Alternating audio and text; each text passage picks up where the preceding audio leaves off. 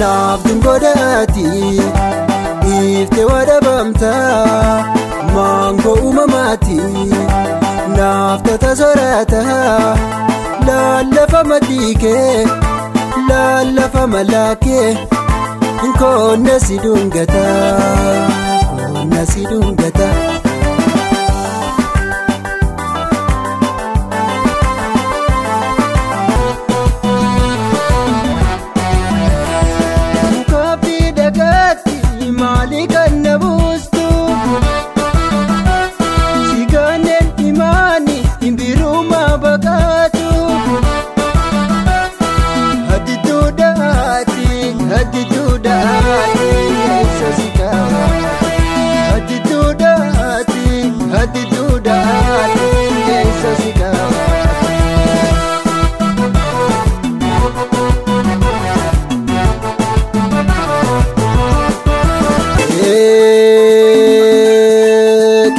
Sakilee keessa ol baay'isanii leenca ol baay'isanii leenca harmeetu sanyii leenca abbootu sanyii leenca qomotu sanyii leenca lammitu sanyii leenca saabatu sanyii leenca oromo sanyii leenca oromo sanyii leenca oromo sanyii leenca oromo sanyii leenca oromo sanyii leenca tir qeerren sakilee keessa ol baay'isanii leenca ol baay'isanii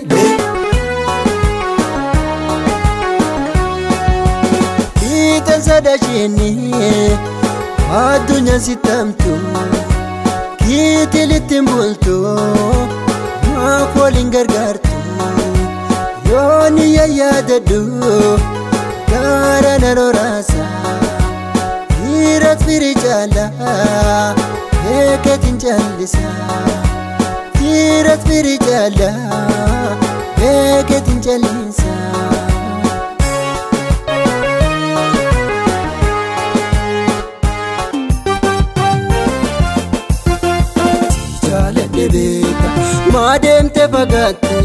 Maademte fagaatte nama jaalalaa onneen rukutte naabeekiriya illadduutiin tali ittaatamte onneen na tuqamte jaaladhe beeka.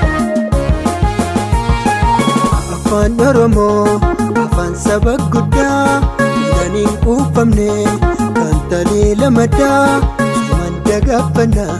Sirni keenya gadaa jumaanii farfannaa galma abbaa gadaa.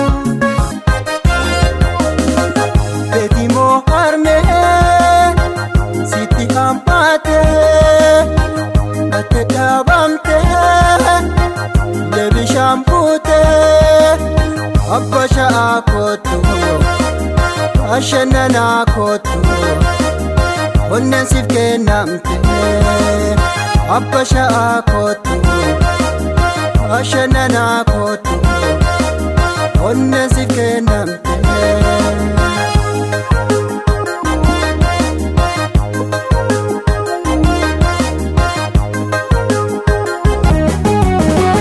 Yuuba gaaddisa halaal mormii haarooressa yuuba gaaddisa halaal mormii haarooressa.